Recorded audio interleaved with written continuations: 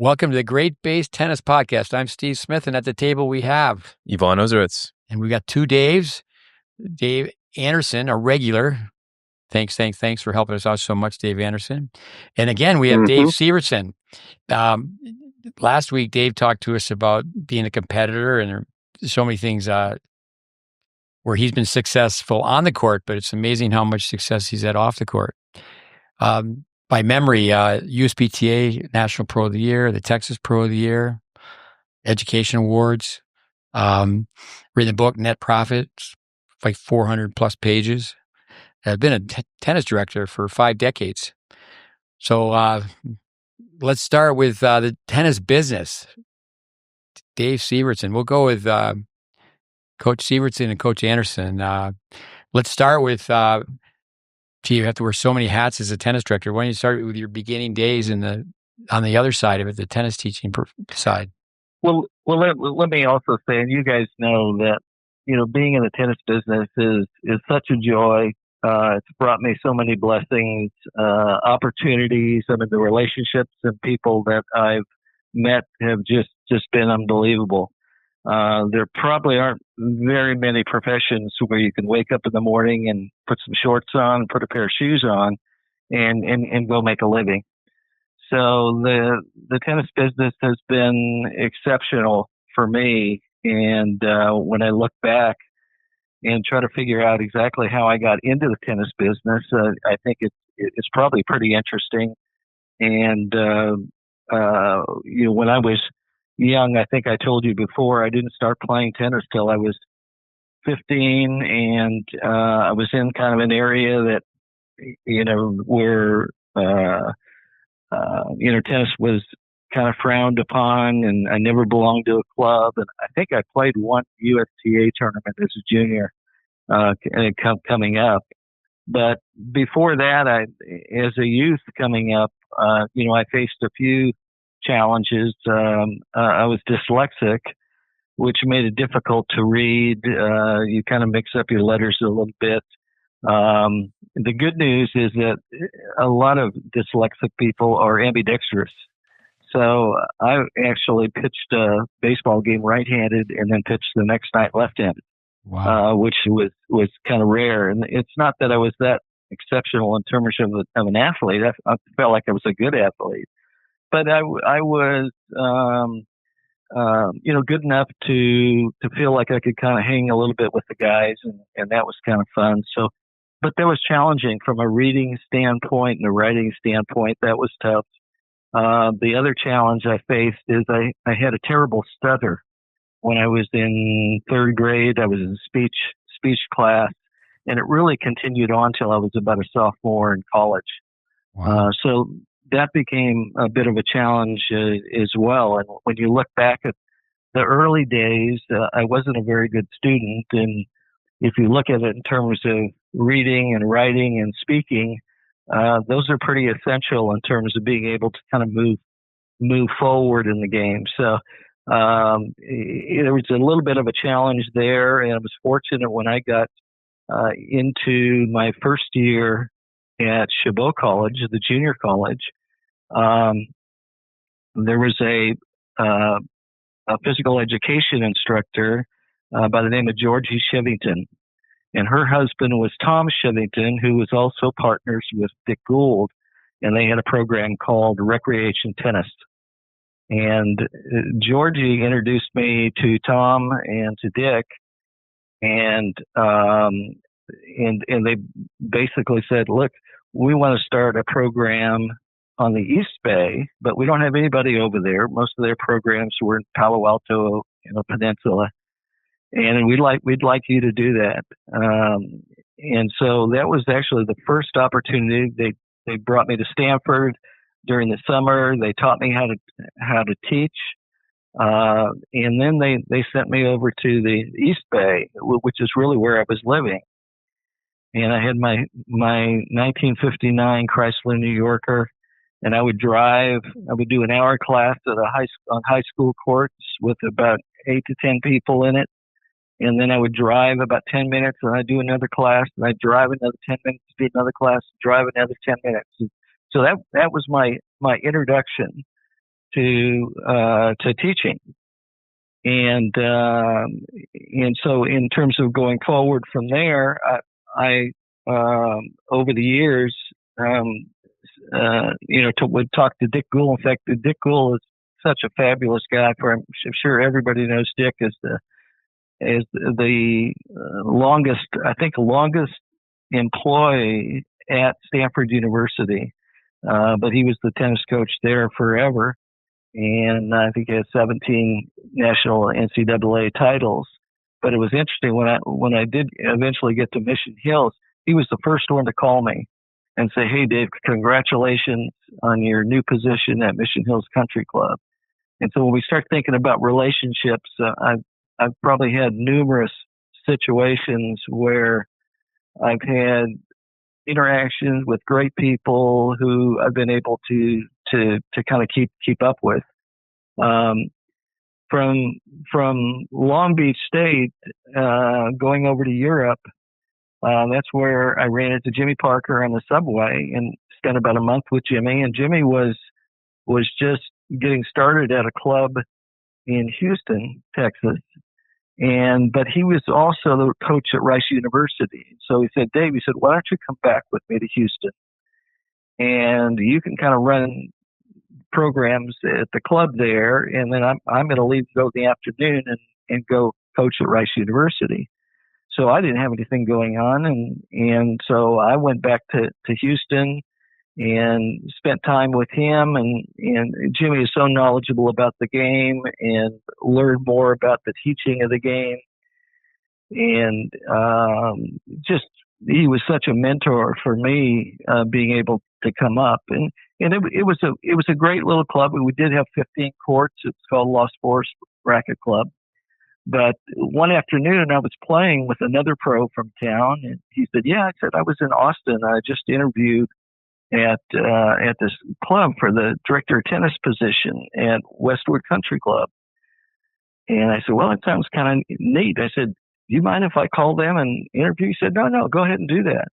So I called them. I went up and interviewed, and I got the job at Westwood Country Club and was there 17 years. And the program continued to grow and grow. We had 19 courts there. We ran the largest senior tournament in the nation at that time with about 800 entries. We ran some prize money tournaments and charity tournaments. Had a huge junior program, about 150 kids in the junior program. And so it really allowed me to learn so much about the business.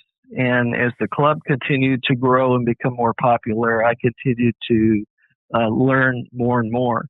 The club was a member-owned club, and so they were really supportive of me going out and getting involved in the professional associations. So through my 17 years there, obviously I was involved with USTA, but I got involved in USPTA. And Jimmy was on the board, and he recommended that I get on the board. And so I ended up spending a number of years there, became president of the Texas Professional Tennis Association.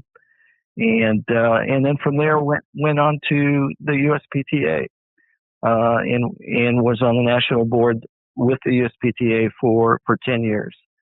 And so I had 17 good years working with the association, but that gave me a great chance to move around the country and to meet other tennis professionals, to learn what they were doing.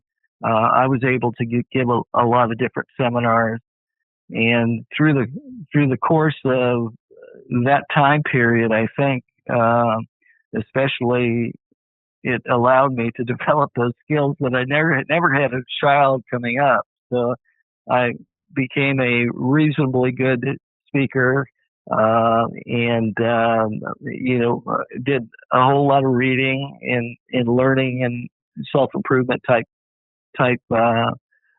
objectives ahead of me. And it really allowed me to kind of develop. So that was a great run for me, and after about 17 years, we ended up moving out to Lakeway, and we moved into the world of tennis out there, and had about 140 condos, and so I continued to kind of play a little bit, and was right there within the atmosphere of the tennis world. But it gave me about 3 years. My son was 3 years old, and Jay was a psychotherapist in private practice, working full time. But I took about 3 years and spent time with Chris, my son, from age 3 to age 6, and at the same time wrote Net Profit. And so it was kind of a labor of love, actually. I was looking at the business, and there wasn't really anything out there about the business of tennis. There was a lot about teaching lessons and that. And so I ended up spending time and kind of drawing information from all my close friends. Billy Ferrer was one that gave me a lot of information about the business. Gordon Collins.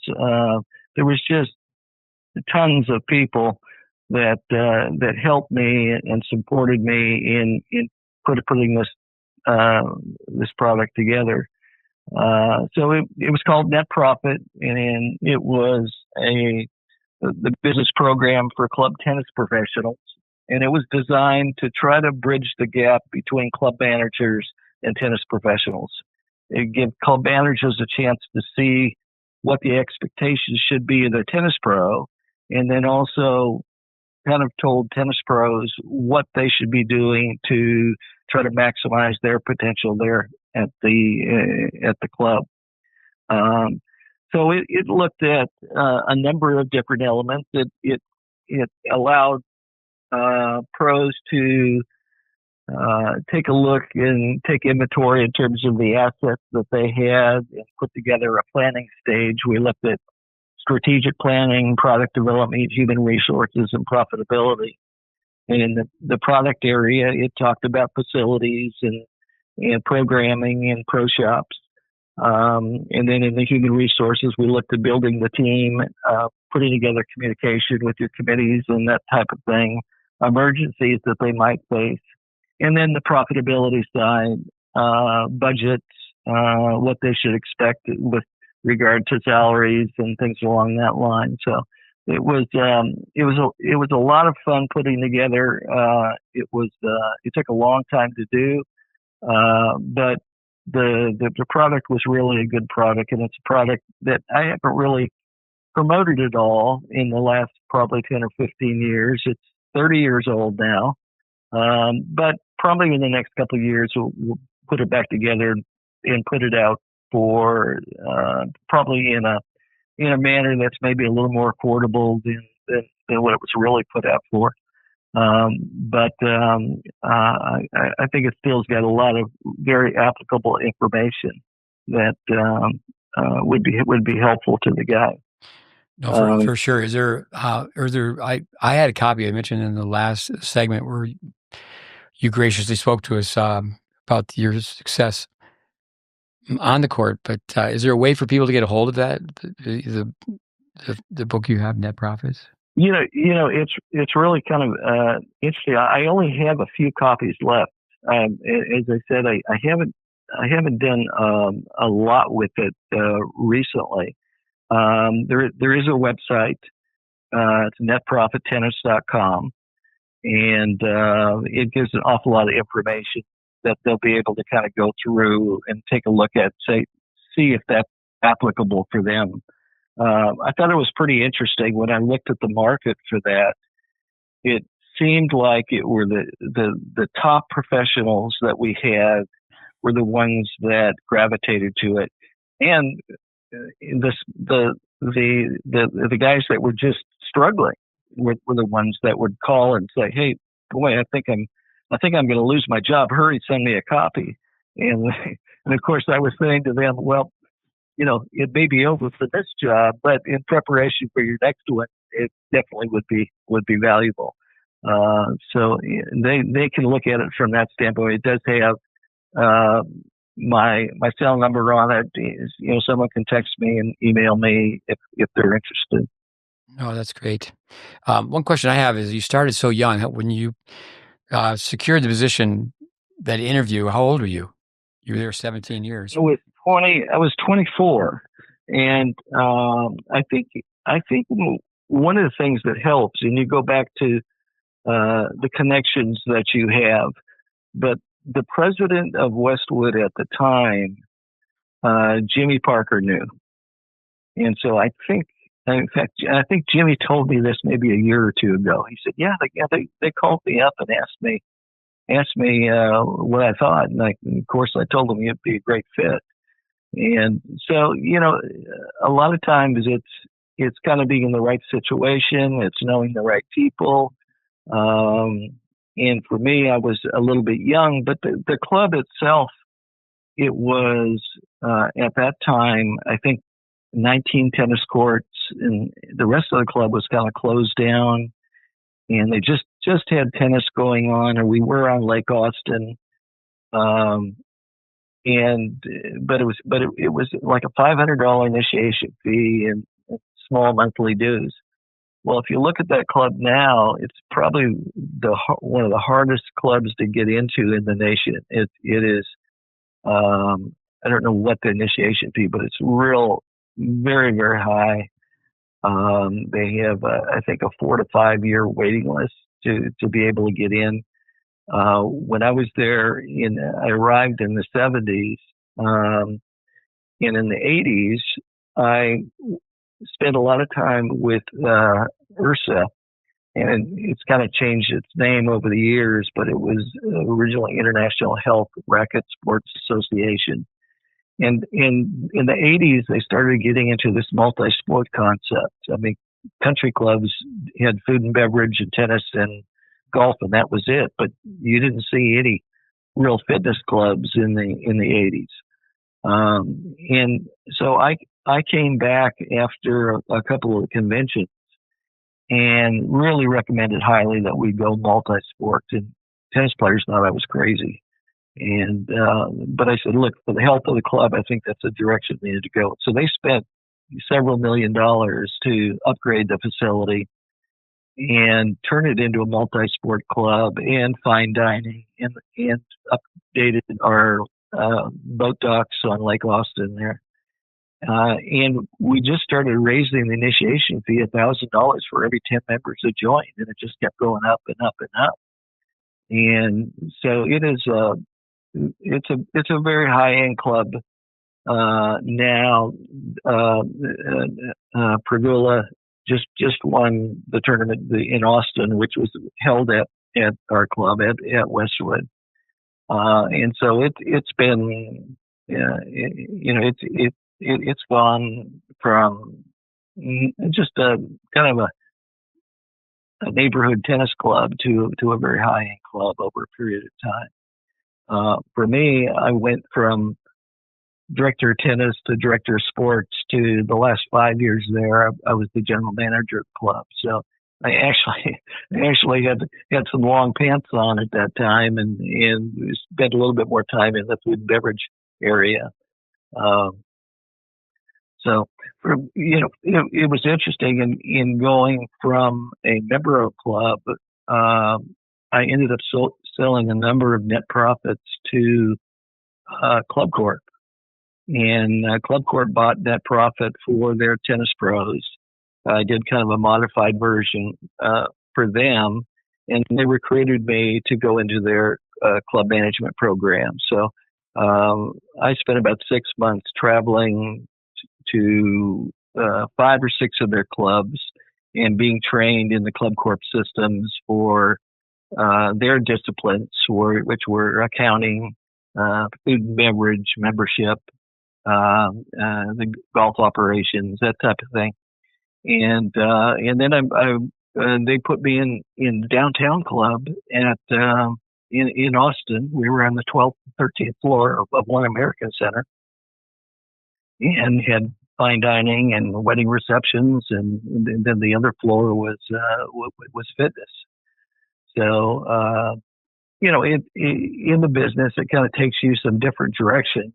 For me, I always looked, thought I was trying to move up from a general manager standpoint, and then I found really what my love was working with clubs and working with members from a tennis standpoint, and especially seeing promising juniors, and that's why I had so much fun working with Dave for those 4 or 5 years. That I tried to get out there every chance I get, and got. He was nice enough to put up with me. So, but no, it was excellent. Dave Anderson, why don't you ask a question? It'd be great. Well, I mean, I learned a few new things about you, Dave, as you went through that amazing kind of order of your life. So that was interesting from my end. I wanted to ask you a little bit about your time around Jimmy Parker, and we didn't get to talk much about him. Obviously, I think I've told you I ran into him on the other side of the net a bit, but you know him at such a deep level. And from a coaching standpoint, did he refer to a tactical thing called the 4 quadrants or the 4 zones? And if I'm thinking of the correct thing, could you elaborate on that? We didn't talk about that, but we met in 1973, and Jimmy and I worked together for probably a year and a half after that. But we became very close friends, and in fact, he would, every 4th of July come up and stay at the World of Tennis with Jimmy and I, and we'd play our yearly match there. We also, and he'll remember this. I mean, he obviously has played a lot of matches, having won 166 gold balls. But we played one match in '82, I think. It was the prize money tournament. It was at Westwood, and so we had a big crowd for the semifinals, and it was so hot. In fact, talk about Tony Dawson. Jimmy played Tony in the morning in August, and I played Bud Guy, and you might know Bud was a great player from Arizona. And so we both had won our matches, and we were playing 2:00 in the afternoon. We had an umpire, and it was just, we had a huge crowd. All the members were out to see the play, and I had to serve underhand. I was cramping. I had to serve underhand to win the first set, 7-5. And then I was hurting, and he got up in the second set, and but he started cramping. It was interesting. He told me after the match. He said, he said I couldn't change my grip from forehand to backhand because my hand had cramped up so poorly. And we got to 5-4 the third set, and it was I had triple match point on him, and a couple little things came up to where it was deuce, and my legs get out. I couldn't stand up anymore, and so we had all these doctors running on the court, and Jimmy had almost passed out. He was on the back part of the other court, so we had 2 doctors on him. I think they had 5 doctors on me, and they were packing us with ice, but it's a match that he'll always remember, and it obviously was the match that I'm always remember. But Jimmy is probably the greatest tactician that I've known, and he adjusts what he does based on who he's playing, which is obviously a great thing to do if you can do that. But his knowledge of the game, how he teaches the game, it was such a joy over the years to talk with him and spend time with him, learning. And, he was, I don't know if you're aware of this, but he was Arthur Ashe's doubles partner in the 18s. And where some of those guys chose to go on the tour, then he went into the Air Force, became a pilot in the Air Force, and then went from there after the Air Force, he was kind of called on with the club that he and I went to in Houston. And then soon after that, he went to Houston Racket Club, which is a, tennis mecca, 41 courts. And he was there for over 30 years. But I would still go over and we would play and we remained good friends over the years. So, well, it was kind of interesting is 2 years ago, he came into, La Quinta to play in this Wilson World Tournament. Well, Jimmy is now in the 80s and I'm in the 70s. Well, he played down with me in the 70s and we were fortunate to win the 70s there. But, yeah, I'll tell you, he can play, and it really age doesn't seem to have a big factor for him. And he's just has always been a positive influence and another one of those joys to my life. So I saw him play many times. Somebody that I coached with Dave Anderson, Chad Riley, played at TCU for a year, and he played at UNC. Mm-hmm. I remember he took playing lessons from Jamie Parker. I remember watching him at a USPTA tournament I was with Vic. I was traveling with Vic. He was speaking. I remember when you were at Tyler Junior College, Dave Sivertson, and I'm pretty sure you're the first person I met who knew Dick Gould because we used his book Tennis Anyone, and he had a film Tennis Anyone, and Tom Chivington was in the film. But we used to show that, and it was there was a lot of things I remember from that film that were very solid. But one was just group dynamics. But it'd be interesting to go back and look at that tape. The USTA did a good job. Their education research, you could have films sent to you. We would have films sent every week from the USTA back in the 80s. Well, he was, for a guy, from my standpoint, who had never taught tennis before and never had a tennis lesson, here I am, going to now be a tennis instructor. And what was interesting about the recreation tennis program is he had this little booklet, and the booklet would give you all these checkpoints. So it would start off with the forehand and, okay, ready position, and feet shoulder width apart, and, position of the racket. And we would use straight backswing. And when you follow through, you look over your elbow, the hands eye level, and shoulders hips straight towards it. It's like I still remember all those little things that kind of started me off, which was really pretty interesting. It was just the very basics of probably what I needed to know. What was I think also interesting is as I went to work for Rod Laver and Roy Emerson, they would have a different guest pro that would come in every week, and their style of teaching might change every week depending on who was there. So Rocket would have a little bit different style, and Emma would say different things, and Dennis Ralston would come in. It was always funny. Dennis would come in, and he would say, look, you guys, we'd have about 40 or 50 kind of campers there. And he'd say, look, it's important. You don't have time to change your grip. So it's important to use the continental grip and for your forehand and backhand. And then we break them up and bring them over. We said, well, what Dennis meant, you should be using Eastern forehand, Eastern backhand. And so it was always kind of interesting, and we would kind of modify,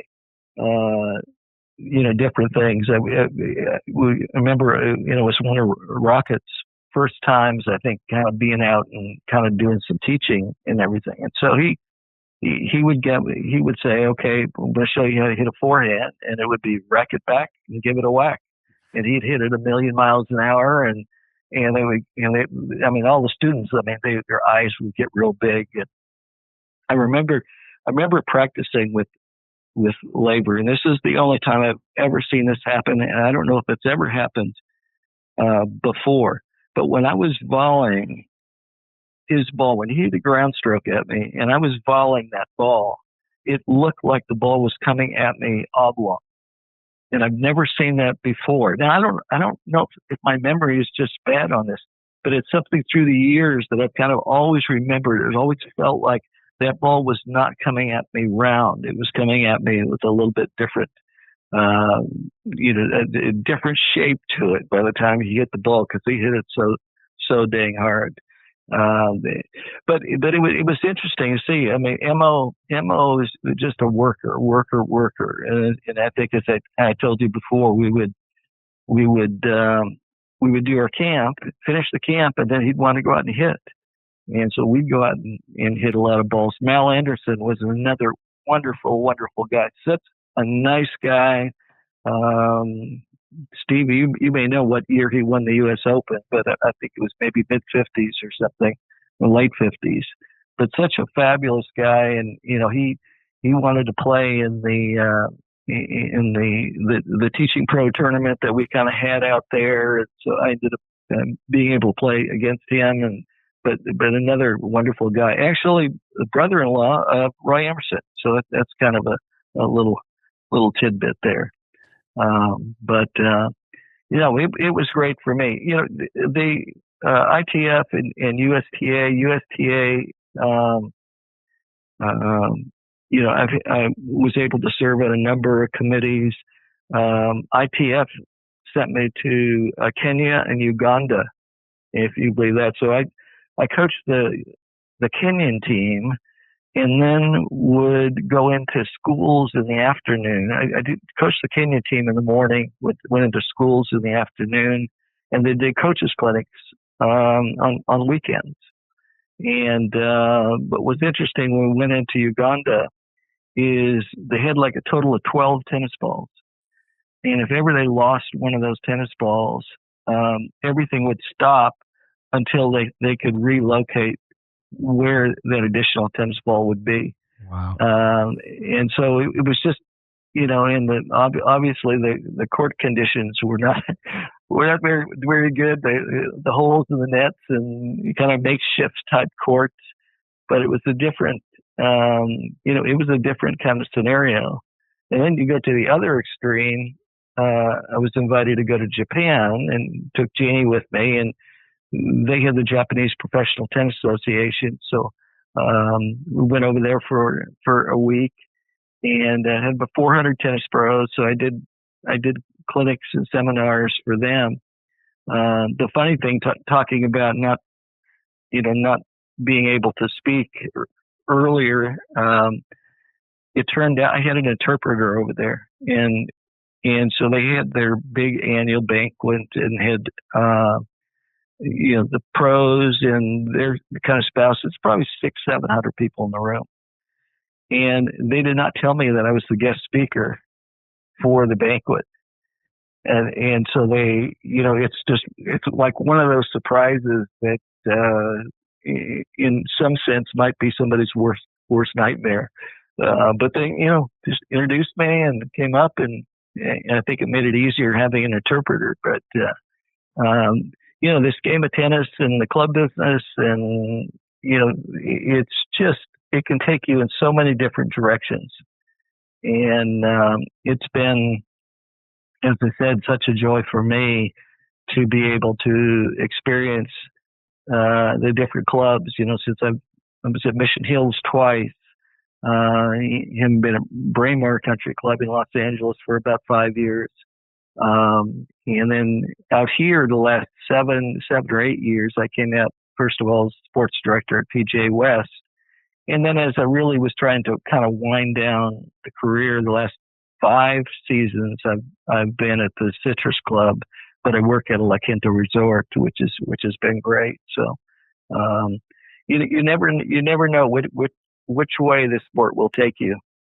Dave, with all the players like Mo and Anderson and Laver, did you ever run an event? They used to call them the Grand Masters, or did you ever go to those events? And what type of events did you run? Yeah, of course, we ran across different things. I don't, from a running of the events, we ran a lot of different charity tournaments in Austin and that, and real big, as I said, on the senior tournaments as well. But we didn't really do anything. We had at Mission Hills, while they had the PGA or the LPGA golf tournament going on, we would have 11 pros, former pros that would come out, and they would, Tommy Tucker, who was my pro emeritus while I was there. Tommy had been at Mission Hills for, I don't know how long, 40 years maybe. Worked with Chris Everett and Chang and Jose Higueras and just numerous players. But we had a lot of the top legends that would come out for that. So it was always interesting to kind of see them and to be able to kind of interact with them. I remember my first day at Mission Hills. I came in and they had just a bunch of potential Davis Cup players that were there, and they were having a training camp there at Mission Hills. So we had, the Todd Martin and Blake and a number of those guys that were there kind of working out. And then, over the years, Pete Sampras worked out there for 3 or 4 years when he was working with Jose. And that was a lot of fun.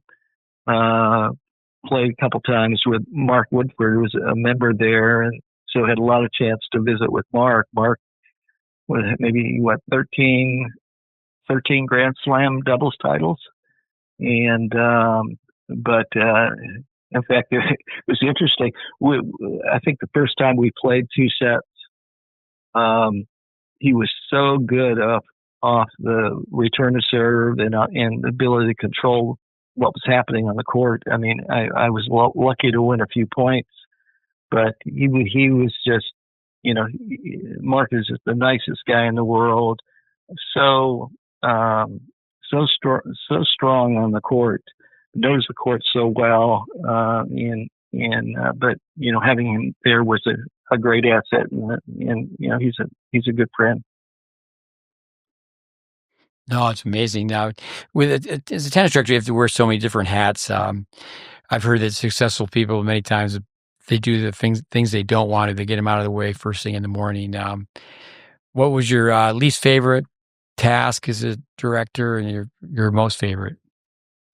Well, it was kind of interesting. I mean, every club had their own personality. So a club like Braemar Country Club in Los Angeles, that was probably the most fun that I had, other than spending time with David working with the kids. But we were like 10 minutes from Hollywood, so we had all the creative people, not necessarily the top stars, but the script writers and stunt people and that. And boy, did they like to have fun. And so that was a lot of fun. But we also had a nice sized junior program, so we would do different types of holiday special events type things that were like we did a Batman series where we were riding the kids and the parents would walk along the golf course, and Batman would be on a motorcycle riding by. And I mean, there's just all kinds of amazing type of things. What I found with my staff, I had probably 14 pros at Braemar. And what I tried to do was do all the things that they didn't like to do. I tried to make it a positive scenario for them. A couple of the real good guys that probably could have gone elsewhere, I tried to run programs where I said, look, come stay with me for 2 years. I'll teach you everything there is to know about the business. And then we'll find you a good director of tennis position somewhere else. So we just kind of tried to set up a program where they could learn all the different facets of the club, and Braemar was a good place to do that.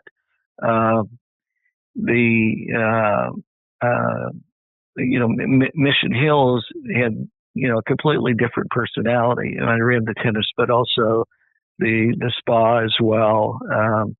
We went into a renovation program, which I kind of oversaw the renovation of the sports and spa area there. So we kind of wore a number of different hats as you were talking about. I started to do probably less teaching and more administrative, but the bigger clubs, I kind of saw myself as more of a Pied Piper. At Braemar, you would have a court for an hour for doubles and 45 minutes for singles, and then you had to come back out and get back in line to get a court again.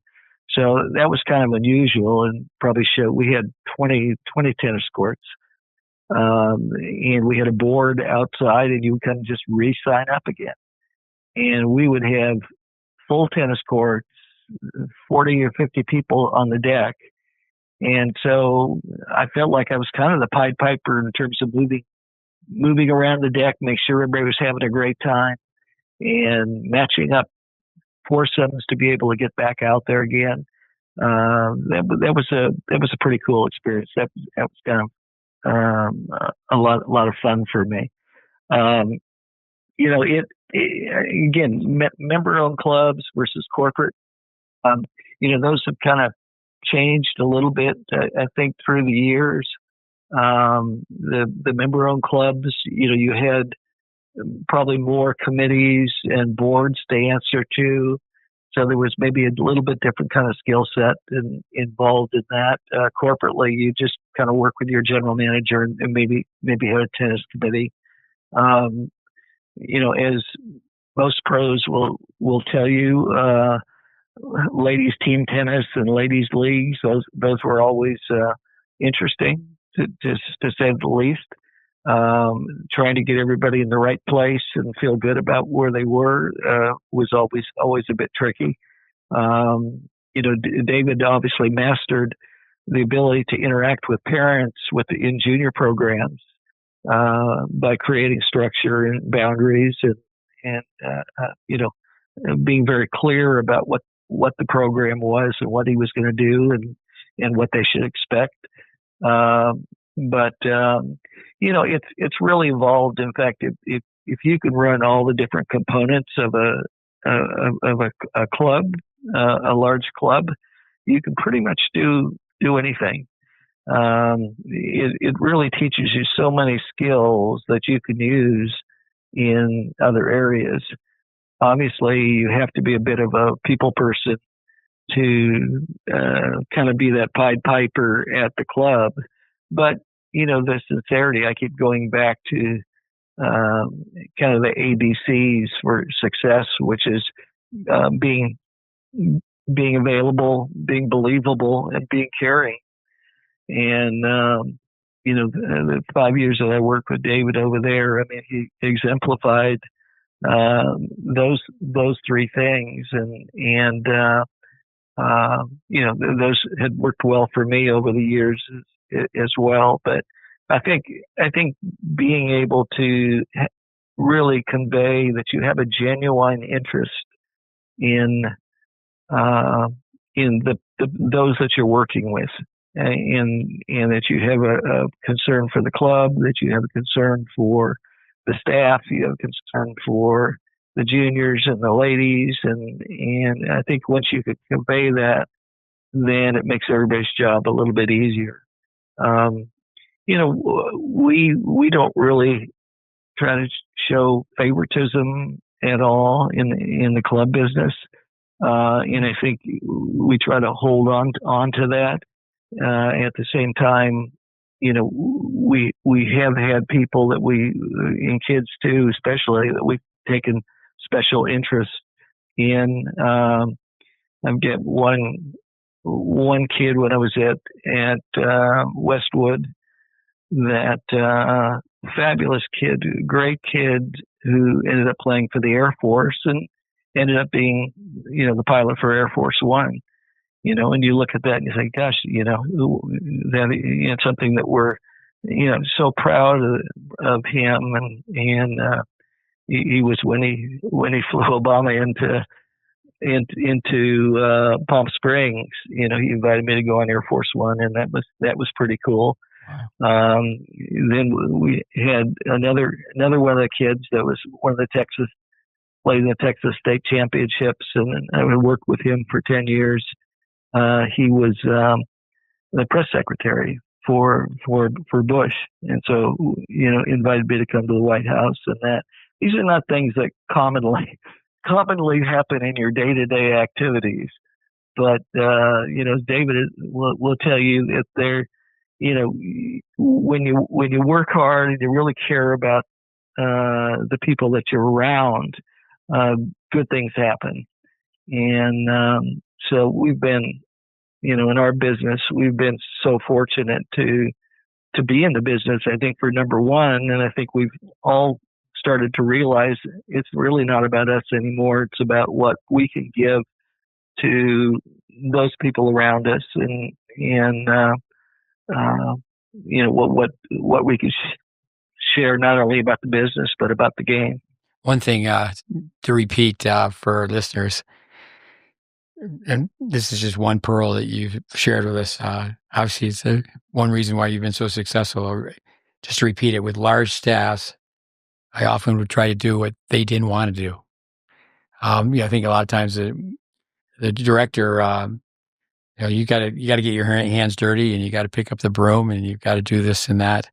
But let me, for fun, you mentioned the club up near Hollywood, but backing up with Roy Emerson. So you taught with Roy, and then you go out and you practice afterwards. But there's a story that obviously is legendary, that he played the Wimbledon final. Of course, there was not big money back in the day. I think he got 28 pounds at a gift certificate at Harrods.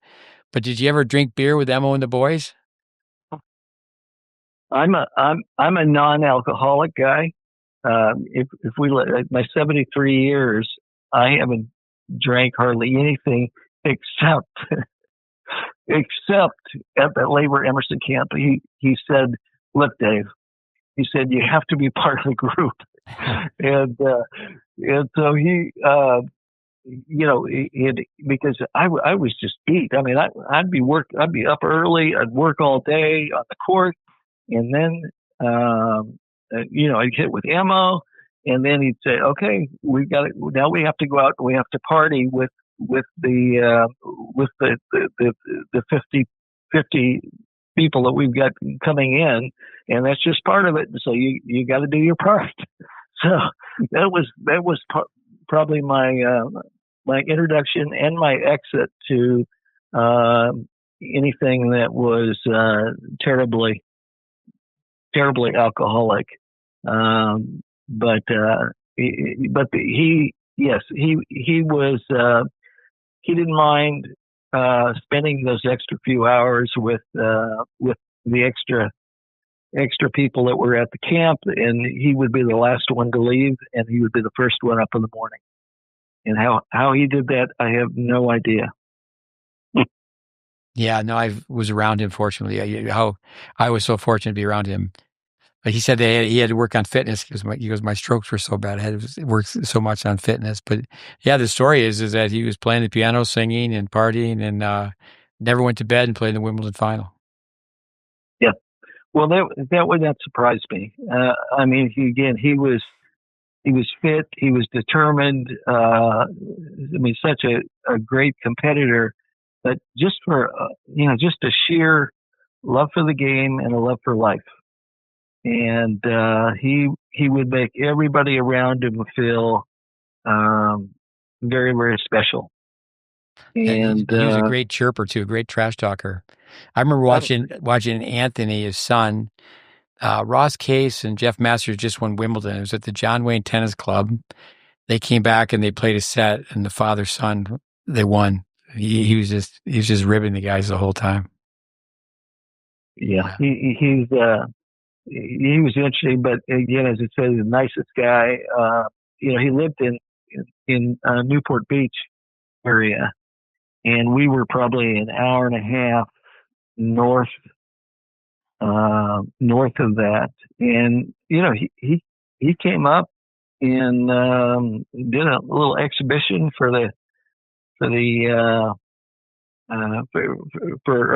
our members there, which reminds me, Braemar was another important place where we had VJ Armitage would would come out, and VJ was interested. I still see VJ all the time. He comes out to the desert all the time and calls me every time. But we used to hit for 45 minutes, and we would play. I was kind of the only guy he would hit with, and we would play tiebreakers. And in 2 years, I never served one ball. He served every one of the tiebreakers. We play the doubles points cross court, and he'd serve a volley and come in, and he strings his racket at about 26 pounds. And so originally, when I was watching his ball come off the strings, it was like, okay, he's not swinging very hard, but all of a sudden the ball would just take off and get on me very, very quickly. But he's such another guy who's very special with the VJ Armitage Foundation. He just does so many things for women and children back in India, and spends part of his time there. But another wonderful guy in our sport who is very, very special. Dave Anderson, go ahead. Fascinating stuff. Dave, as you know, there's a little bit of a shortage from younger people wanting to get in and enter into our profession. It seemed like it was, in abundance back just decades ago, and now it's just not the same. And the ones that do come in, what I've noticed is they often begin on the court, and their immediate objective is just to get off the court, to try to position themselves to get off of the court right away. And that's where I think the GreatBase and some of the initiatives that it offers to teach people how to really understand the art, the science of tennis teaching, which makes it a lot more of an enjoyable process. But let's imagine that you're 22 years old right now, and your heart is set on the tennis business, and you see the current trends with the other racket sports coming into fruition, pickleball, padel. What would that look like to you right now? Well, obviously the career has changed dramatically. If we go back 30 plus years ago, there were a lot of us who came into the industry that were independent contractors, where we controlled the whole program. We would have the lesson program, and we'd have the pro shop, and the club would pay us a fee to be able to cover several of the employees that were there in the pro shop. That's all changed. Part of it, I think, from a corporation standpoint, corporations went through a scenario where the tennis pros were kind of treated like fitness trainers, and so it in a sense where, okay, we will allow you to teach, and we'll give you a small percentage of your lessons or a percentage of the lessons. And if you were just doing individual lessons and you were on the court for 6 or 7 hours a day, that's not something that's probably sustainable. If you're the guy that's feeding balls on an individual basis. I think, what made it fun, if you were able to have that larger program where you could kind of move around a little bit more, where you could help more kids, and where you could maybe reap more of the benefits financially to make it a little bit more attractive. But a high percentage of the jobs these days are more, even some of the director of tennis position jobs, it's harder to get good people in that have all the qualifications that are necessary to really run it the way that you would like to have it run. I think you've got to find people that are givers, that really love the sport, but at the same time, they've got to figure out how they can make a sustainable living. And I think, those jobs are becoming fewer and fewer out there, which make it a little bit more difficult. So I'm not sure there's an answer right now, other than when you look at bringing pickleball, which is huge. We're talking huge. One of the programs 4 years ago that had that they were doing tournaments little pickleball tournaments out here, and had 100 people in the tournament, are now having 1,500 people in the tournament. From a club standpoint, pickleball is actually a much more social sport than tennis is. I'm running a number of pickleball programs where I've got open play that I do every Saturday. It'll have 50 players, and if you don't like who you're playing, in 11 minutes, I rotate you to somebody else.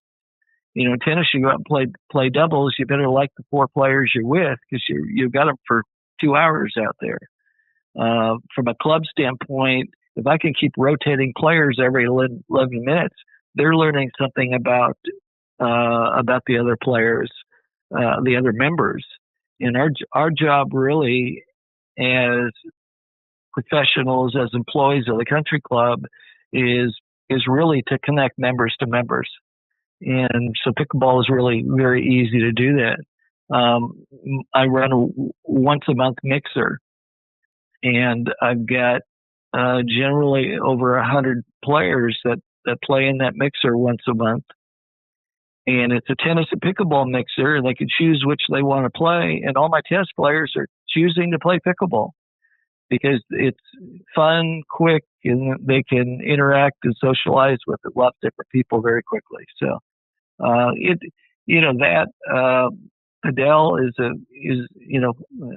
can be at times one of my favorite sports, either paddle or padel, depending on where you're standing. But that's a great game, and so we're going to see more and more of that. I think to get the better players, or the better professionals, then it's going to have to be, an arrangement's going to have to be structured that's going to make it advantageous for them to stay in it long term. We're just way too much turnover. As tennis professionals, there's probably way too much turnover, and the steps you have to go through to get to that higher paying job is it's a longer process now, and there are fewer and fewer of those higher paying jobs. So it's a challenge, and we see what USPTA has done in terms of changing their name and trying to train professionals to be involved in multi-sports, and so we'll see how that kind of works out. But it's a challenge, and I'm not sure. I don't have the answer for it, but I know it's a problem. The pros that I talk to, that the ones that are running the bigger clubs, they can't find good assistant pros to be able to come in. So, your guess is as good as mine on that, I think. Dave, I think the answer, education, always can answer a few questions, but then, okay, where do you go to get the education? But I want to ask this question. You obviously won national titles, gold balls on clay courts and grass courts. But could you comment a little bit on being in charge of maintaining clay courts and grass courts? Well, part of it, the technology has changed. Let's take clay courts, for example. The technology has kind of changed over the years, and also based on your location. For instance, being out here in the desert, it's extremely dry.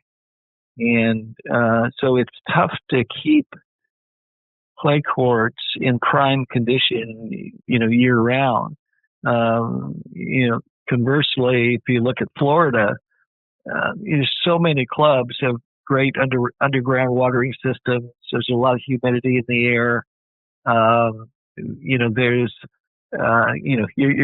There's a chance you might get a little bit of rain every afternoon. You get plenty of moisture in the courts. The other downside in the desert is we've got so much wind dust, so it basically contaminates the material.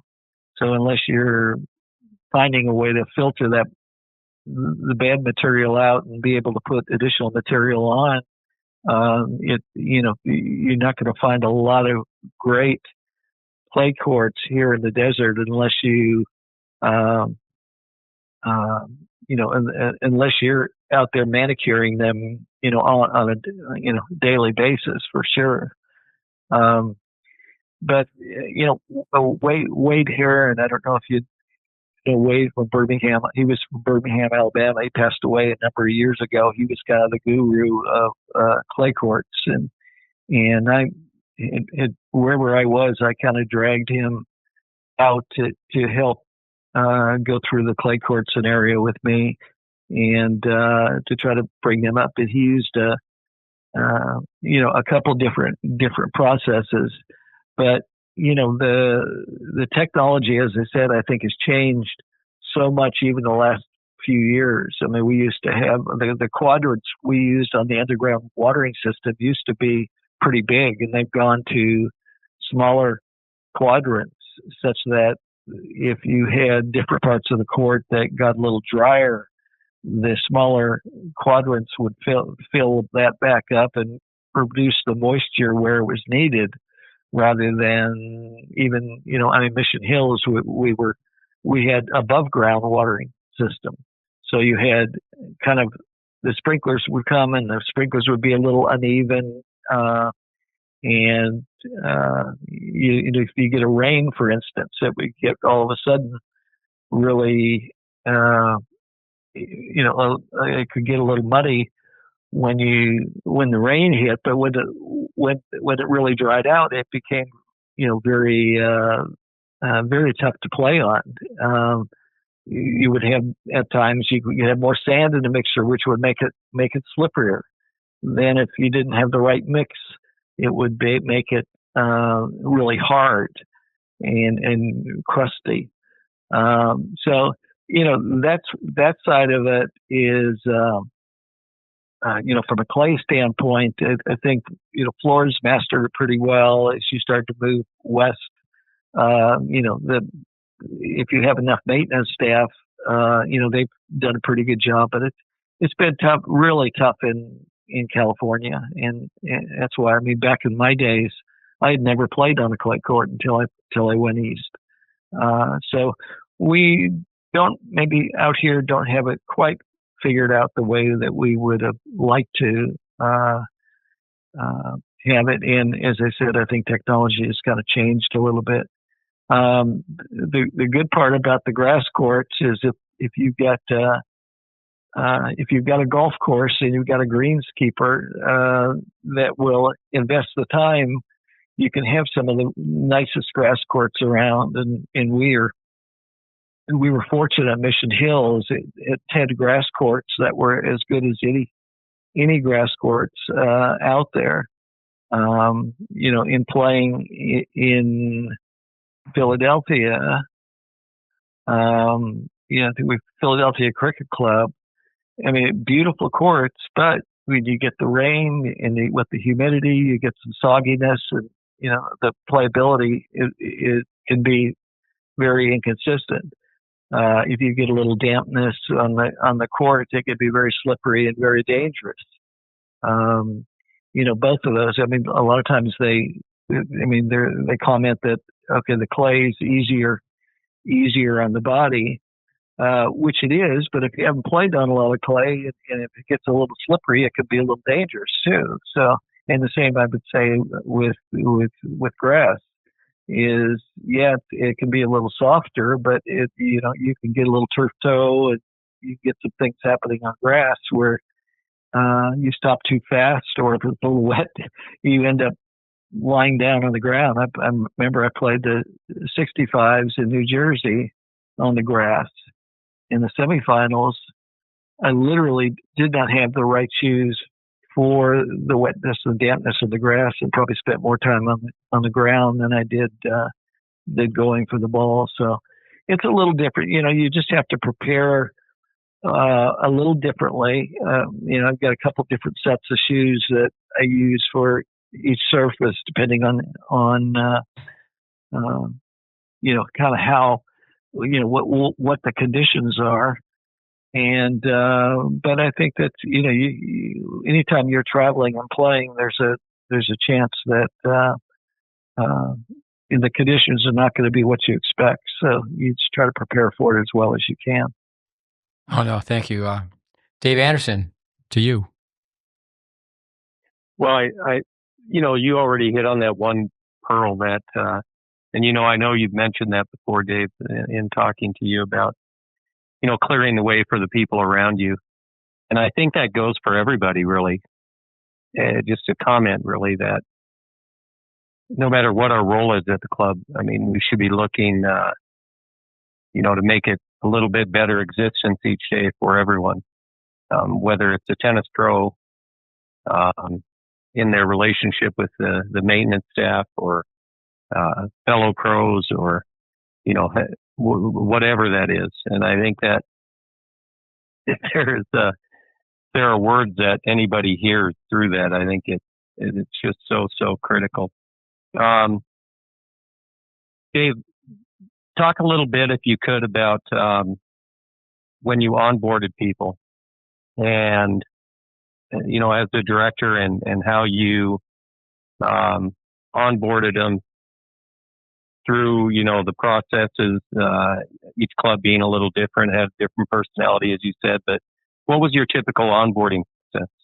Well, I think it varied a little bit based on who was coming in. I tried to do more of it. What we're trying to do is we're trying to create win-win scenarios. So for me, it was, yes, I have a job that I'm trying to fill, but at the same time, I'm also need to have a clear understanding about what their goals and expectations are, what they enjoy doing and what they don't enjoy doing, what they want to learn and what they want to kind of shy away from. So, and again, I go back to, I think every club has a little bit different approach. And, I know corporately, everybody has an onboarding corporate process, which is, important. But, in terms of getting each individual to kind of understand what their role is, getting them to buy into it, and then in particular, I think getting them to take ownership of that role, and hopefully, I try to hire people that are smarter than I am, at least in particular areas. So it might be, if I'm looking at somebody that might be a good stringer, if I can hire an exceptional stringer, that's a good thing. Now, if I can teach them to, I'll give you a good example. And I don't know if I should even use his name, but I had a pro at Canyon Creek, a young pro who, in fact, well, this is really interesting because Steve Smith had recommended this pro to me. You remember, who I'm talking about, Steve? No, you'd have to refresh my memory, but I remember you hiring some pros for sure. Well, I'm going to say only good things about him. But Max Bortek, all right, you had recommended that. You said, look, this is a great guy that you need to hire.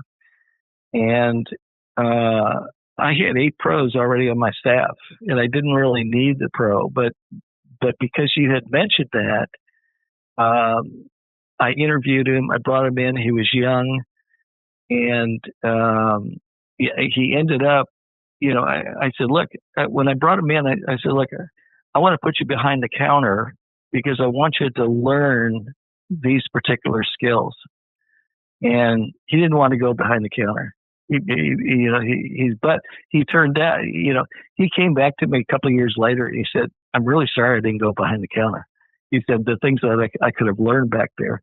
But he ended up running all my summer camps, summer junior camps, and summer athletic camps.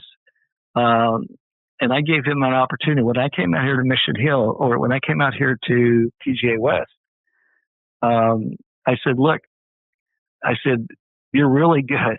I said, if you want to come with me, you come with me, but you're not going to be making very much money. But I can guarantee you it's going to be the right move for you. And so he and his wife came out and ran my tennis and pickleball programs for me at PGA West. He became as high as number 18 in the world in pickleball. He was the training partner for the Ukrainian Davis Cup team, tennis team. And he's so personable. He is now the director of tennis and pickleball for it's a very small club, but extremely high end, doing very well. And for the summers, he goes up to Seattle and is up there with the club. He's got two twin little boys, and so it's like he's extremely marketable. He could go almost anywhere he wanted to right now, but he's set up very, very nicely. But the idea being that, sometimes you have to take a chance on the ability to be able to learn and to be able to maybe spend time with a mentor or somebody that you can develop a relationship with that is going to move you to that next step. From an onboarding standpoint, I generally had like a kind of a manual, introduction manual that I had put together, that these are the things that we want to cover, give you a general overview of what our operations are, what's expected from a general standpoint, and then a very specific set of responsibilities, guidelines, expectations. And then I tried to always do a development plan where are you now? Where are you trying to get to? And how can I help you get there? So I think, part of the time, I think, when you get a new person coming on board, you're trying to take a look at what they could do for you. And I think it's important to have the same amount of energy put into what you're going to be able to do for them. And at that level, it's, they should recognize that it's not really about money, but it's about growth. It's about developing the skills necessary to move to the next level. And really to recognize, as kind of said earlier, if you can do the things that you need to do at a club where you're interacting with people and members that are, extremely successful, if you can interact with them, chances are you're going to be successful no matter what you go into. So being a tennis pro, I think, is a great training ground for the first few years. And then you can kind of make your decision if that's the right field for you to be in, or if it's something that is a stair step in going into something else. No, that's great advice. A great story. Actually, with Ivan Ozerets, our man at the table who puts the podcast together, he's done some hard yards with us, and because now he has that base, you could do many, many different things in tennis. I do think that's the entry point, though. Many times is show up and. I tell people I do windows and floors. Just get your hands dirty. Well, could you touch upon compensation? I think that a rookie pro, they sometimes end up making so much money, say a self-generated, a commission-based private, and then you do have that front desk person. I've always thought there should be a way to have the front desk person be tied into the success from a profit standpoint if they're on the phone and they're recruiting and if they're filling, say, a mixer? Could you talk a little bit about compensation? Yeah. Well, as I said, I think compensation has changed, through the years. From a kind of depending on where you are, and I mean everything from lesson prices. If you're out of a resort where you have very high lesson prices, then your percentage doesn't have to be as high to be able to make a good living. There are other clubs that are giving their pros, maybe they're coming in, they're starting as low as 40%, and which sounds extremely low, which it is, but it's difficult to it's difficult for them to be able to make a living, but that's something that's happening out there that's making it tougher. So it goes back to, hey, you got to survive, but it's not about it can't be about the money. It's got to be about the education. It's about the contacts as well. The last 7 years, I haven't really looked that closely in terms of how the compensation packages have changed. Most tennis pros are and again, as soon as I say that, I think every club is going to be different, because I think every club has as much as corporate tries to put it into a single compensation strategy, I think it's difficult because every club is going to be a little bit different. So, if you're coming in and you're going to get the larger salary, then they're going to obviously mean that they're not going to let you on the court very much. You're going to be 10 hours a week maximum. In those 10 hours, obviously, if you create a scenario, I'll give you another example of Gordon Collins up in Northern California. He for a long time wouldn't let anybody teach a private lesson, and he wanted everything to happen from a group standpoint, which makes great sense. You can touch more members. It's easy to generate more revenue. You can actually compensate your pros a little more by doing that, but it's harder work to try to get together the groups from an initial standpoint. I think you start off with figuring out how do you get together groups of 4, and then you can kind of move from there into some of the different programs. Obviously, Dave over his, where are you at, 30 or 35 years there, David? 32. 32 years. So he's come up with the perfect formula on how to get together a large group and to be able to kind of put that all together. But I think every club is probably different, and I'm probably not the best person to know what's happening today from a compensation standpoint, because most everybody is either on a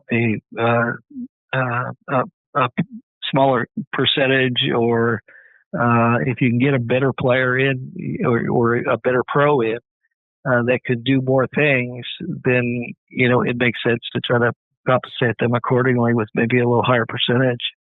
But I may not be a great help on that one, Steve, right now. Oh, no, it's all good input. With Gordon Collins, I remember, I don't know him, but remember being at conferences and listening to him speak. Isn't he the gentleman who put together the book that you had to have for like how to run round robins with different numbers? No, that was actually Greg Grover. Yeah, Greg Grover did that. There you go. He put together a good one. Gordon was here staying with me a couple of weeks ago. He comes in for the Indian Wells tournament every year and stays with us. But Gordon's been with up at Courtside in Los Gatos for 41 years now. and is run that operation for him. It's now become the Bay. It was Club Corp, and then it was Western Athletic Clubs, and now it's the Bay Clubs. And they've obviously, the formula for Bay Clubs is they are doing a lot of very high-end multi-sport type facilities, and now they're incorporating some golf into that as well. But Gordon's been there forever, and has done a great job. But we were talking, and he said, "Look, it's just so tough to find good pros these days." And so he's struggling like everybody else is to try to find good pros. And even though he's got, one of the finest training programs in the country, it's still difficult in that area, especially that San Jose area, where it's tough to find a place to live and survive, let alone come in as an entry level pro. It's a tough scenario. Dave, you both spent so much time with the late Billy Freer. Could you both give a shout out and tell us a few things that you learned from Billy that would help our listeners? Oh boy, I talked to Billy. Billy and I were both in Austin for years and years, and so he was at the World of Tennis, and I was at Westwood. And every Friday was golf day, where we would play golf from early in the morning until you couldn't see the golf ball. And I mean, we had to switch to orange balls so we could actually see that. But we would talk all the time, and he was instrumental in giving me his thoughts and information, and we played a lot of tennis, but we talked a lot about the business. But he was about as good as you can get in terms of all aspects of putting the business together and being a good businessman, recruiting top people. He was very strong and a good friend over the years. So we obviously, when he was going through his scenario, we talked a fair amount on the phone, and he lived a full life, and so we always every few days I think about some of the fun that we had, and obviously wish Lori the best. And I think she's moved from Dallas down to Austin, I believe. I remember he was very proud of the development. He went back to South Africa and was a real estate development that he put together. Yeah, Fancourt was the development. It was unbelievable. Well, I mean, Billy was a person who, I think, he was very driven, and he really loved excellence. And I think he was, somebody who, through the years, I just think I called him Freerism, where, it seemed redundant at times in the staff meetings, but he called it the drip on the rock theory. And you just keep driving it home. Fundamentals, really not in regard to tennis coaching, but just principles that he wanted to see executed around the club. And, he called it the drip on the rock theory. Eventually it just it gets through and sinks in. And I think the biggest thing was just to do what you say you're going to do. And if you spent any time around him, you always heard those words. And that didn't always mean saying yes. It often meant saying no. But, around the club, communication is so critical. And, there's nothing more comforting than communicating to someone and you just know it's going to be executed. You don't have to follow up on it or anything. And, that was a big, big thing that Billy, really believed in, and I think did it himself. If he said he was going to nail something down, he typically did. Yeah, he was a very well-rounded person with a very, very clever, sharp mind for business. I never saw him play during his heyday, but I played a lot of tennis with Richard Bird. We called him Squire from Huddersfield.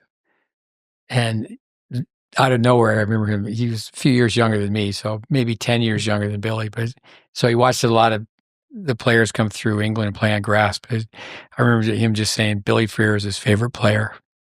Obviously, he was a very, very good tennis player. Isn't there a story where he got his foot caught in the windscreen or the mesh at Wimbledon and broke his leg? Yeah, he broke his back on at Wimbledon as well, I believe. Yep. Yeah. He beat the number one team in the world on center court, I think. Yeah, he like yourself, he was at Brookhaven, our listeners. That's the flagship, the former Club Corp, now called Invited. He brought you in, Dave Anderson. So he obviously spent years and years with him. Tell us a little bit about your upbringing, your parents and your upbringing to be mature enough to be a tennis director at age 24. Comment on that, Dave Sivertson, if you would. It's actually kind of interesting. My parents died early. I mean, my mom died at 56 and my dad at 61.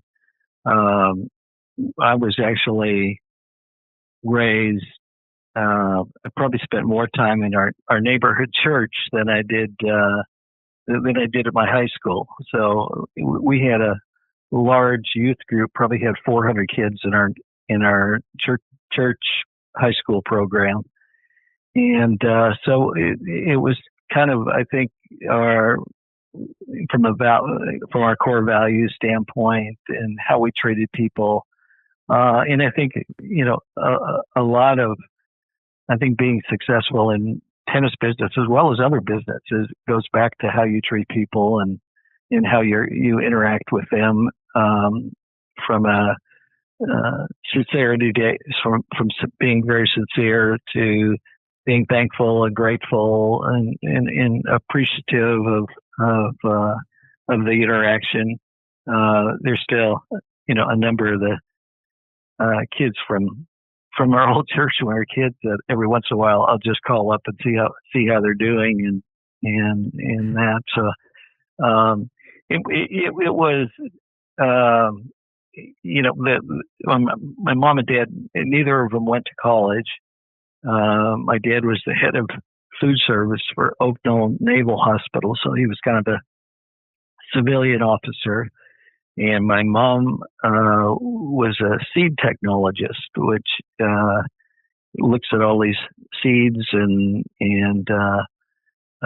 tells the farmer which ones are going to grow and which ones aren't going to grow, and able to go from there. So, but it was, I think my mom probably only saw me play tennis a couple times, but they were always so supportive of whatever I did. And, I come home with a 3 C's and a B, and Mom would go, "Great job on that B." It was, they always felt like it encouraged me and it was so positive in kind of what we did. My mom played the piano for the church.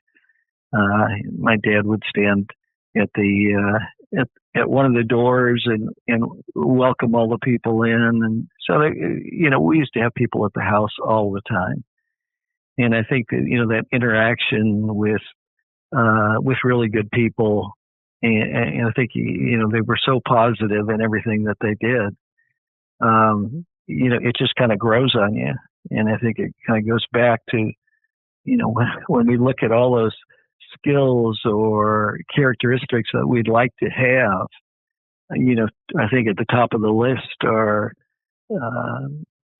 trying to interact with people that appreciate it or grateful, and and that are positive and supportive. And, I think the more you can get around that type of atmosphere, it just kind of breeds success, and it breeds happiness. And so, it's like we didn't worry so much about the outer world. We just kind of took care of more what was happening inside in terms of creating our own happiness and just really having a zest for life. And I think that can be very contagious. So, it's almost every step that I took in my career, I was pretty excited about it. I was pretty grateful, and in some instances, pretty surprised that they would hire me. But the other side of it was, I always just tried to work as hard. I didn't really care what I ended up making. I was just going to work as hard as I could possibly work, and I think when you do that, I think things have a tendency to just take care of themselves. Going back to your analogy of, hey, we're going to sweep or pick up the trash or do whatever we need to do. That's probably a characteristic that, more of the young kids coming up today can use. I know I went through a scenario where I used to say, well, if I do things, I can set the example. And then I'd have some young kids that would come through and they say, well, if he's going to do it, then it just means I don't have to do it. So, it's everybody is a little bit different in terms of how they approach things. But I think setting example is still still something that rings true to me in terms of what we'd like to do and one of the characteristics of being able to move forward. Oh, that's great. There's so many powerful messages within your answer. Why don't we do this? Dave Anderson, if you'd ask a question, then I'll ask one, and we'll let the young guy who has all the brains to put this together, Ivan, can ask a question. But again, thanks so much for your time. Go ahead, Dave. Dave Anderson. Well, the last question I asked was kind of regarding your relationship and the support system you had with Jeannie. And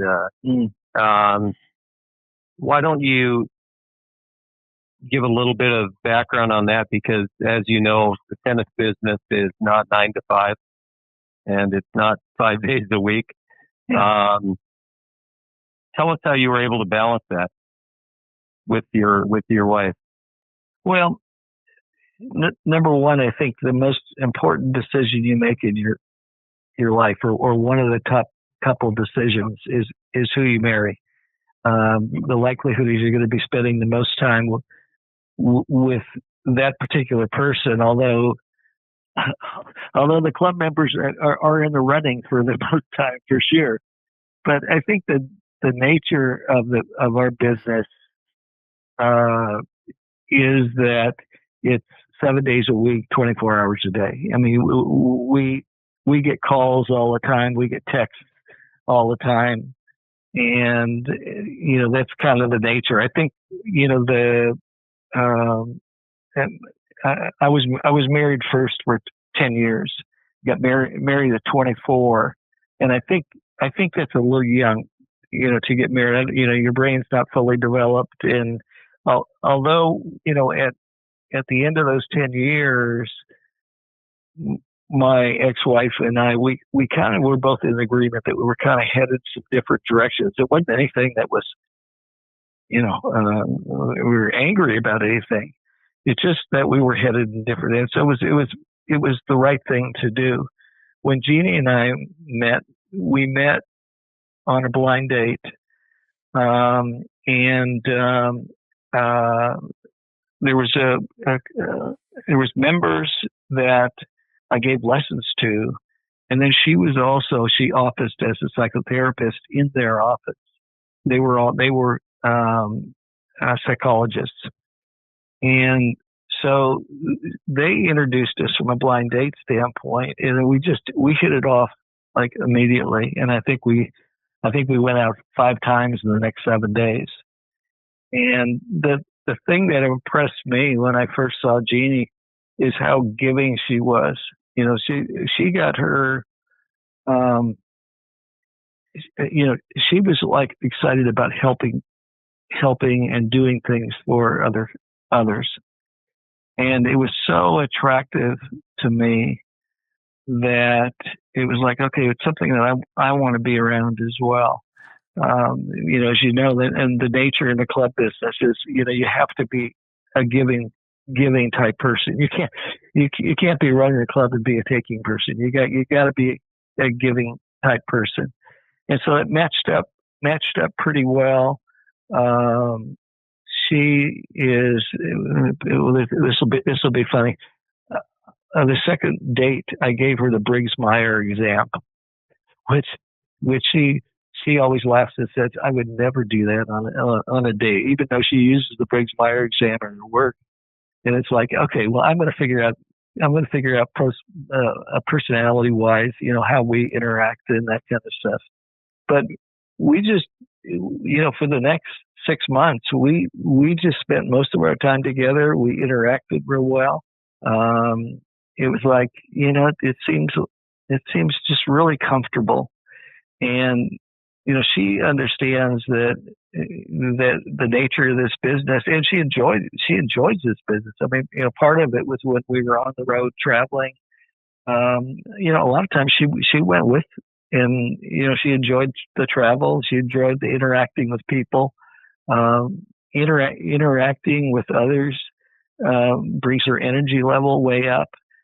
She's very curious about different things. So either locations or people or, you know, it's kind of interesting. There's just a number of the guys will end up talking to her one-on-one about different things that they've got going on. And she's just real accommodating in terms of helping with that. So I think it goes back to kind of, I said earlier, which is, you know, you got to find the right person. You've got to recognize that, yes, people will change, but there's less change as you start to get older.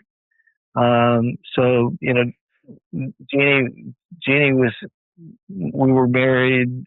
I was, you know, 37 and she was 36, I think. And we've been married now, I don't know, 37 years, 37, 38 years. And, so, you know, for the most part, it's, you know, she understands the nature of the business, and, she's got plenty of things going on as well. And, but we interact, and it just seems to be real positive. So, but it takes a special person, and it takes, you know, trying to, again, we keep talking about these win-win scenarios that we try to create. And I think near the top of the list is, you know, having a spouse that is supportive and encourages you. And, you know, before we got on the phone today, you know, she came by and she said, "Okay, now make sure you have a great talk." And it's like, yeah, okay, well, I'll do my best, and we'll have a good visit for sure. But virtually everything she does, if I've got a bad calf, you know, she's the one that's probably going to throw me the ice pack. And it's like, you know, she's very special. And I think you have to have somebody that falls into that category to make it work. No, that's great. Especially with the tennis business. How's it go? You're working when other people are playing. Turning the clock way back, you shared with us that you had to overcome dyslexia and stuttering. I think of the late basketball player Bill Walton. Today, it seems to me where I know families are smaller, that certainly is one reason, but it's almost like people are getting too much help. Opposed to that phrase, like, just go figure it out. Could you reflect back about how you overcame stuttering? Yeah. I was looking at a book the other day. It's called The Power of Being Different. And it talks about, you know, all the different things that you potentially have that people can look at as handicaps. And we're finding more and more is those turn out to be gifts and strengths. When you go through a tough time, it's actually the best thing for you. It strengthens you. It's like if you go out and run, the harder you run, chances are the stronger you're going to get. And so if you can put it in the right perspective and keep your self-esteem and self-confidence up and recognize that, I think is a gift rather than a handicap. I think it's all how you reframe everything. I mean, there's this concept, called positive intelligence, which is it doesn't matter what happens in your life. You can reframe it as a positive light, in a positive light, and look at it as a growing opportunity. I think starting to teach tennis helped me to start to overcome my stutter, and it allowed me. If you go back and you look at some people that sing don't stutter. Because they are saying particular words and they're going through, particular routine that makes it a little bit easier for them. When Dick Gould and Tom Shivington, taught me how to teach, they pretty much laid out every single word in terms of what is ready position, what's a backswing, what's a contact, what's a follow through. These are the checkpoints. And so if I had 10 people out there in front of me, I'd say the same thing over and over again. Backswing, contact, follow through. Backswing, step, hit, follow through. Checkpoints on the follow through. Everybody check your follow through. And it was the same thing over and over again. And I think the combination of being able to repeat things over and over gave me more confidence. And then it allowed me to kind of move on to different things. But if you think back and people comment that public speaking is one of the hardest things to do, it is if you're constantly thinking about what it is that you're going to say. And we see the same thing as when you're on the tennis court. You play your worst when you think about every little thing that you're trying to do. If you get it to a point where it can just flow, then it works. I think as a public speaker, as you get more experience, you start to read your audience. Your speech is not, okay, I'm going to get this sentence, this sentence, this sentence, but it becomes much more into, it looks like this is what this group needs. Oh, this is a smaller group. Oh, this is a bigger group. Things that'll work with a bigger group versus a smaller group. Trying to get feedback from the audience. You can do things that start to make it a little bit more interesting rather than, boy, I can't wait to get through this. And I think players end up doing this. Oh, I can't wait to get through this match. It's like, oh, let's hurry. So they don't have the patience, or they're thinking too much, or and I think there are a lot of similarities when you go through different facets in life or tennis or whatever it is you're trying to do. If you're trying to date or whatever it is, you're going to see a lot of similarities in terms of what you go through. So for me, being dyslexic meant that I really didn't, I couldn't read very fast at all. I was very, very slow in terms of my reading. And that all of a sudden made me think that I wasn't very smart. And so that affected my self-esteem. All right. Well, I mean, I probably read 2 or 3 hours a day now. And, I mean, obviously from a writing standpoint, you learn different things when you write, you learn different things when you read, you learn different things when you public speak, different skills. But if you just continue to, whatever it is, if you've got the mindset that I really don't care what it is, I know I can go from point A to Z. And I can be the worst at what I do to be the best at I do. I just have to do it consistently every day, a little bit, and I can get to where I want to get to. So when we look at success, I try to never look at them in terms of what my goals are, but I look at it in terms of the progress that I make. So I know the general direction I'm trying to hit to get to that goal, but that's not what tells me if I'm doing well or I'm doing poorly. I just want to continue to keep making progress. That's what I'm defining success as, is making progress towards my target. And we can look at it in tennis, we can look at it in life, we can look at it whatever we want to look at. But it's all we're looking at is making progress and celebrating the progress. Making progress, celebrating the progress. And that brings that happiness component into your life because the joy is making the progress. I want to be number one in the world as a tennis player. Boy, there's a lot of misery in trying to get to number one. But if you can start the progress and keep it going and be excited about what you're doing and keep the passion going, you can do anything.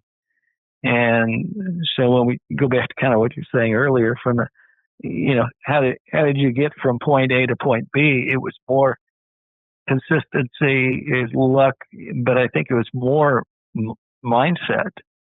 Is when you change your mindset, where one of the big things now is emotional intelligence. Understanding yourself, self-awareness.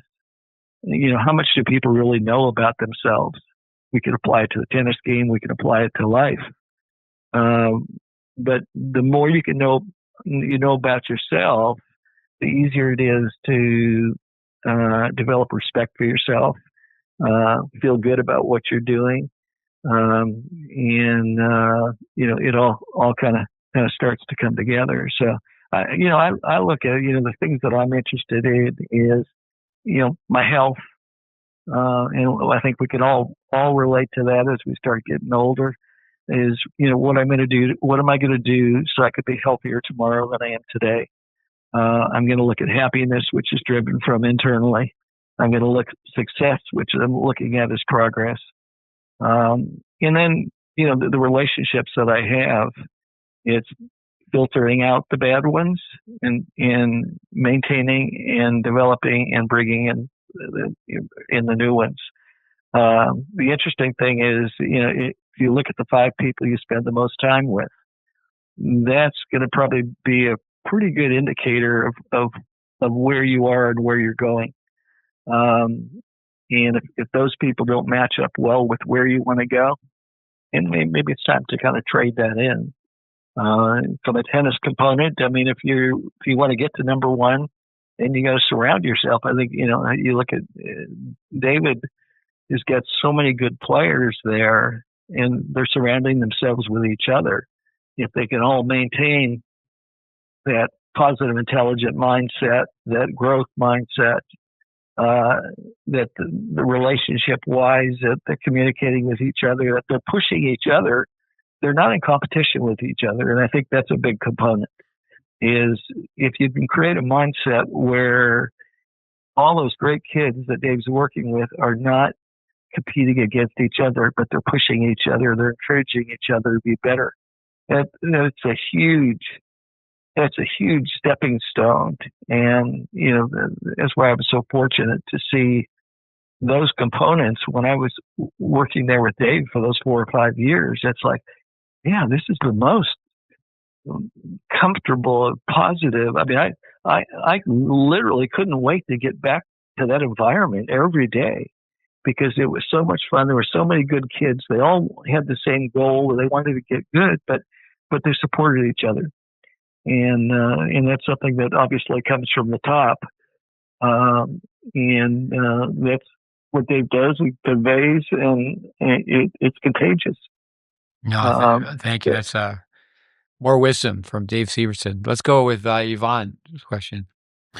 Mr. Sivertson, you've mentioned the importance of having mentors and being a mentor yourself.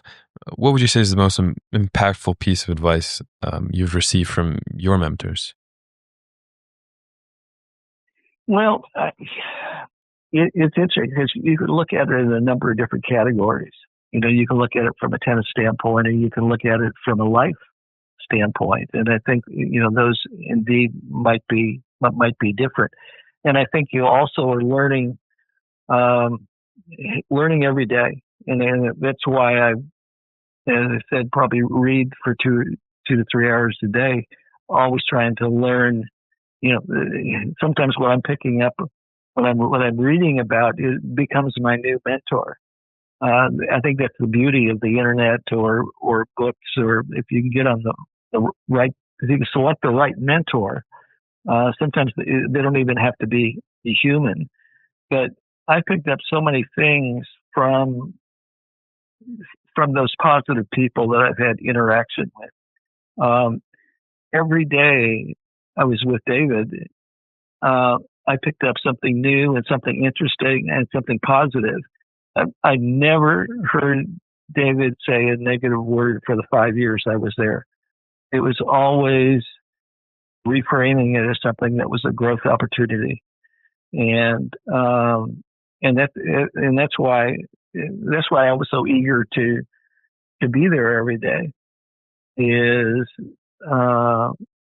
you know, it was like we were sharing ideas, and you know, so you know, Dave was a great mentor for me. Dick Gould was a great mentor from a standpoint of, look, even today, well, he sent me a little thing on the podcast that we did last week, and he did a little something, and he said, "Great job." He said, "I'm so very, very, very proud of you."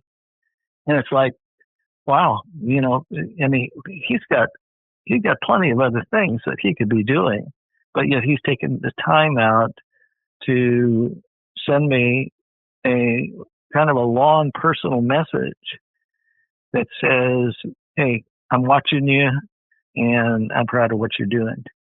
And so, and sometimes, you know, as we're mentors to others, that's something that we need to consider to do more often. You know, Jimmy Parker, and again, I spent so much time with him, and he's so genuine and he's so straightforward, but he's got perspective on a lot of different things. I mean, not only in tennis, but in life. And it's so interesting. I mean, he's a student of the world, and it's so interesting in talking with him, all of a sudden makes me want to be more of a student of the world. Going back to what I said before, you know, who you're hanging out with oftentimes is who you become. You know, again, Emma, I learned how to drink a beer. You know, I mean, you know, it's but I learned so much more from him too. I mean, you look at the work ethic and the idea of you're not, you know, it's there's never a point where you're going to stop working. And if, you know, it goes back to, you know, return on investment on your time. I mean, once you lose time, you've lost it. There's no way to get it back.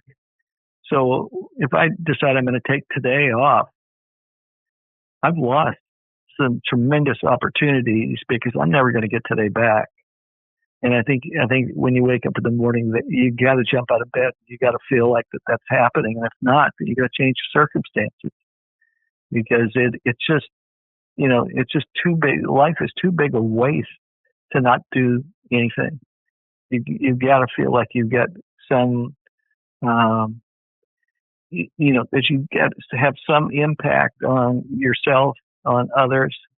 And I think you've heard me say this before. Is, you know, you got to get yourself in order first before you can help others.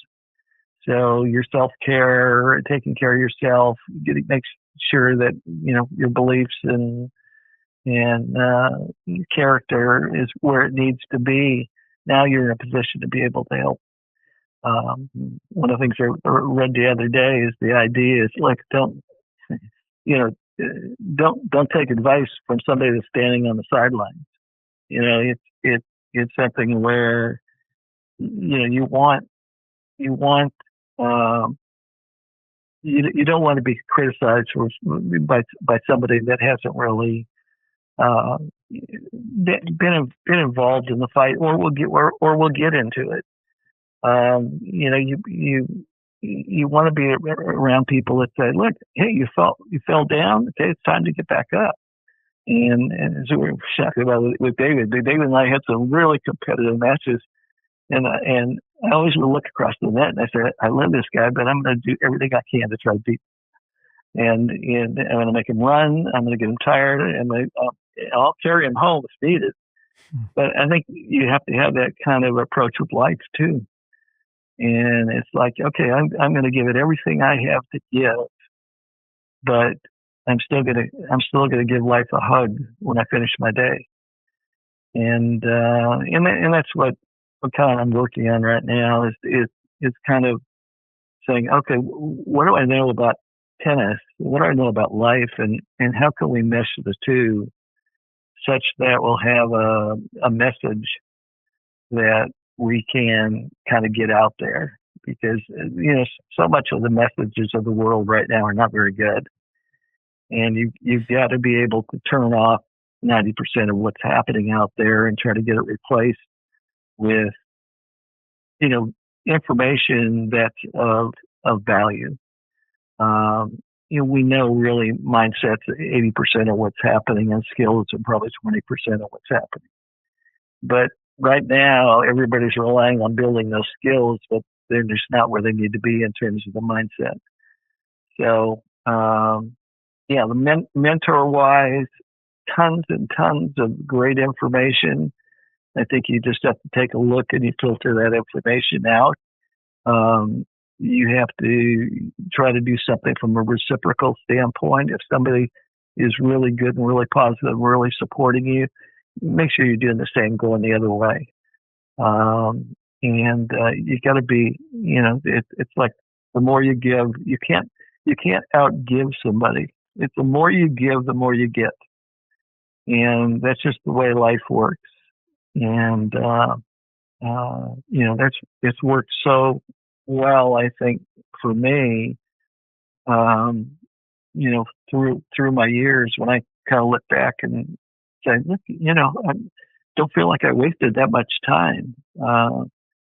But it's just been exceptional for me in terms of how it's all kind of laid out. That's great. Coach Sivertson, now our listeners, of course, Dave, Yvonne, and I have a better idea why you've been so successful on court and off court. But for our thank yous, I can't thank you enough. Go ahead, guys. We'll wrap it up. But thank you for your time. And certainly we say golden nuggets for the tennis treasure chest, but really they're golden nuggets for the life treasure chest. Dave Anderson, thank yous. Yeah, thank you, guys. It's been a pleasure tonight. Dave, appreciate it. Absolutely. Thanks for inviting me, and much success in the future. I just want to say likewise, I enjoyed listening. Greatly appreciate it. Thank you. Yeah. Absolutely. All right. Thanks so much for having me. Yeah, we'll do it again. Thank you. For our listeners, unbelievable. That's certainly, get the notebook out. So many great pearls of wisdom. But everyone, thank you very much. Wave goodbye to the camera. We got to get Anderson on camera, Anderson. Okay. Good night, everybody. Yeah, I'm ready. All right. Have a good night. Yeah. Bye. Bye.